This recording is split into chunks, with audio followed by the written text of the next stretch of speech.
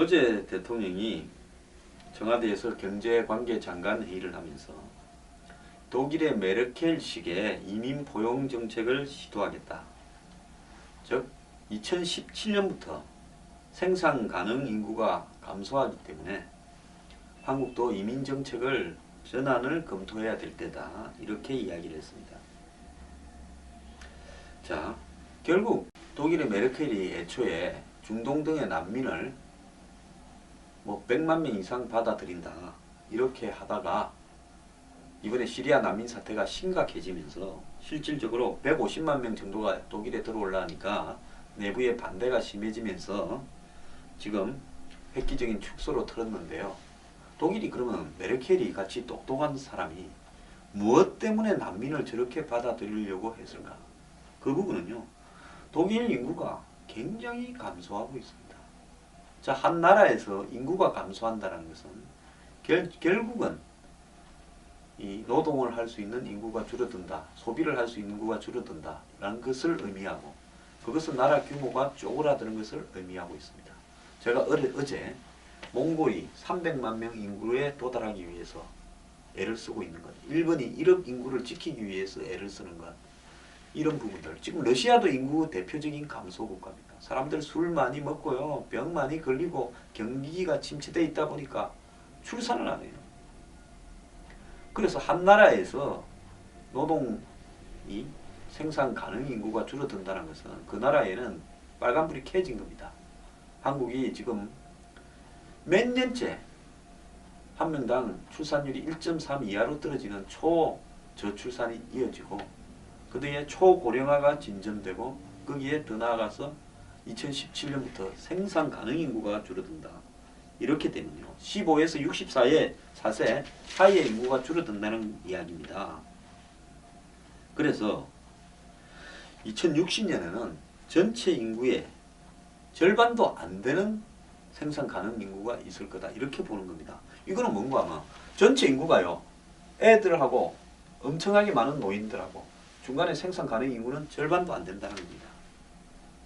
그래서 이렇게 되면 그 나라는 사실상 끝난 나라입니다. 그러면 한국이 이걸 돌파하는 방법은 뭐가 있을까요? 하나밖에 없습니다. 애를 많이 낳게 만들어야 되는데 그거는 지금 정부가 온갖 보육, 육아부터 지원을 하고 출산을 장려하는 정책을 쓰고 이래도 답이 안 나오는 겁니다. 제가 이야기를 하잖아요. 주택 문제를 해결해야 답이 나온다고요. 근데 지금 거기까지는 못 가고 영구 임대주택을 확대하니 이런 소리만 하고 있습니다. 자, 이런 상황에서 가장 손쉽게 선택할 수 있는 방법은 외국에서 이민을 들르는 부분입니다. 자, 한국으로 이민 오고자 하는 사람들은 어떤 사람들이 있을까요? 한국은 아프리카나 북아프리카나 중동에서 워낙 멀기 때문에 많이 못 올 겁니다. 그러면 한국에서 이민을 오기를 바라는 사람은 우리하고 비슷하게 생긴 몽골, 중국 이 사람들이 제일 많을 겁니다.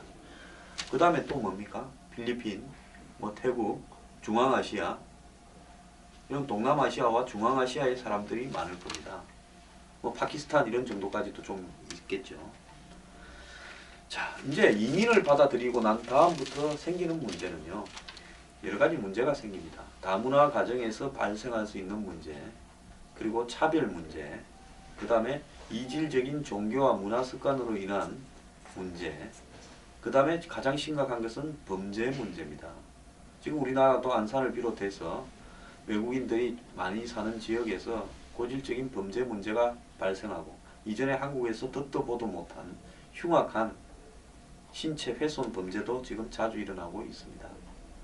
자, 그러면서 이제 생기는 반대적인 부작용은 뭔가 하면 한마디로 외국인에 대한 혐오가 또 생겨날 겁니다. 그래서 이런 문제들을 원활하게 해결하면서 이민도 받아들이는 부분은 정말 어려운 부분이 있습니다. 그래서 제가 생각을 할 때 이렇게 하지 말고 이 이전에 한 단계를 거쳐가는 게 좋을 거라 보는데요. 저는 해외에 있는 한국인 출신들을 전부 그냥 국민으로 받아들이자라고 정부가 좀 적극적으로 나서는 게 좋지 않나. 자, 중국에는 수많은 조선족이 있습니다. 그 다음에 러시아에는 고려인이 있습니다. 그리고 또 중국, 러시아 말고도 일본에도 제일동포가 있고요. 제일동포 한국에 올지 모르겠습니다만 각국에 흩어져 있는 수많은 한국 출신과 또 한국 출신과 결혼을 한 2세, 3세, 4세들이 있습니다. 물론 혼혈이기도 하겠지만요. 근데 그 사람들부터 먼저 받아들이고 그 다음에 탈북자들을 적극 수용하기 위해서 노력하고 이렇게 해서 우리와 같은 피와 언어를 가진 정서가 통하는 사람이 한국에 먼저 들어오고 그 다음 단계에서 이민을 개방하려고 하는 부분을 고민하는 것이 나은 것이 아닌가 하는 겁니다. 왜 근데 이런 식으로 안 하고요? 계속 무조건 그냥 이민에 대한 포용으로 바로 가버리는지. 아니 우리가 세계에 퍼뜨려 놓은 우리 피들조차도 수습을 못하면서 한번 보세요. 이 와중에도 수많은 신생아들이 외국어로 입양이 됩니다. 지금 유럽 곳곳에 입양되어 있는 한국 애들 숫자가요. 얼마나 많겠습니까? 미국에도 그렇고요. 이런 입양아들부터 또 우리가 수용하고 포용하는 것이 기본적인 도리지 않습니까? 어제 제가 이야기했잖아요. 해고를 시키고 난 다음 회사가 잘 되면 해고한 사람부터 먼저 우선적으로 받아들이도록 법제화돼야 된다고요. 마찬가지로 우리가 감당을 못해가 나라가 부실해가 비루해가지고 한국을 떠났던 우리가 외국으로 내보냈던 사람들을 먼저 수습을 과감하게 하고 그 다음에 이민정책을 개방하는 게 순서 아니냐는 겁니다. 이 일에는요. 무슨 백년 대계식의 원칙이 중요한데 조금 공무원들 하는 꼴들을 보면 원칙이 없는 것 같습니다. 우리나라 인구 감소에 대응한 전략에서요. 한민족부터 먼저 수습하는 방향을 택합시다. 요즘 언론사에도 있고 지자체에도 많은데 옴부즈맨 제도라는 게 있습니다. 이 사람은 뭔가 하면 그 기관에서 하고 있는 어떤 문제들을 지적해내고 감사하는 그런 역할을 합니다. 예를 들어서 어떤 특정한 언론사의 옴부즈맨이라면 그 언론사의 보도 중에서 문제가 있는 부분, 즉 중요하지도 않은데 크게 보도하고 보도해야 될 걸 보도 안 하고 보도 방향이 잘못되고 내용이 부실한 걸 찾아가 지적해 주는 게 옴부즈맨입니다.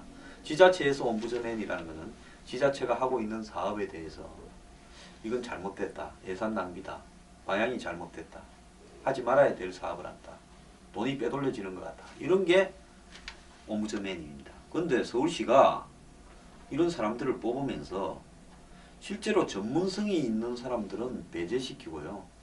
즉 어떤 시의 행정에 대해서 문제를 지적하려면 그 행정을 잘 아는 사람이 제일 잘 잡을 수 있죠. 도둑놈이 도둑놈을 제일 잘 잡지 않겠습니까? 그런데 여기 말은 좀 가네요. 어쨌거나 그래서 전문성이 있는 사람들을 배제하고 시민단체 추천만 있으면 그 사람은 해준다는 겁니다.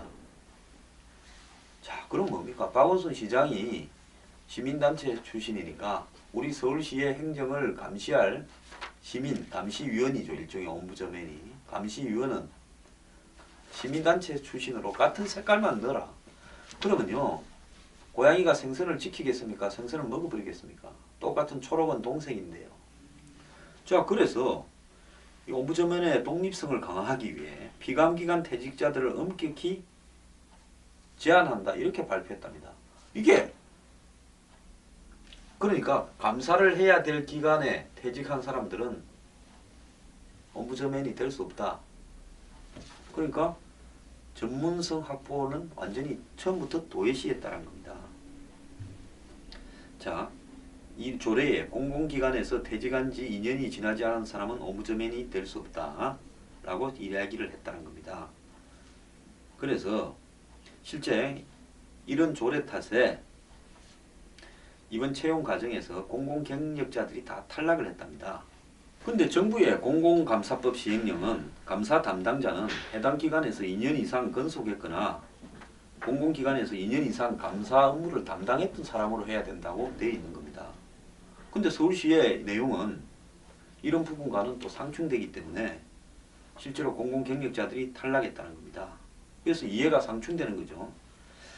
자, 그런데 이런 공공감사 경력도 없고 전문성도 없는 사람들이 시민단체로부터 추천을 받게 되면 옴부즈맨이 될 수 있다는 조항도 또 들어있다는 겁니다.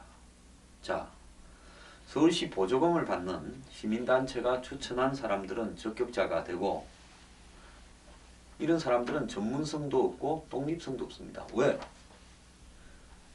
서울시로 돈을 받는 단체인데 독립성이 있습니까? 그리고 시민단체 운동하던 사람들이 무슨 전문성이 있겠습니까? 그래서 이런 서울시의 이상한 감사제도는 그야말로 한마디로 우들끼리 다 해먹자 이런 이야기 하는 거 아니겠습니까?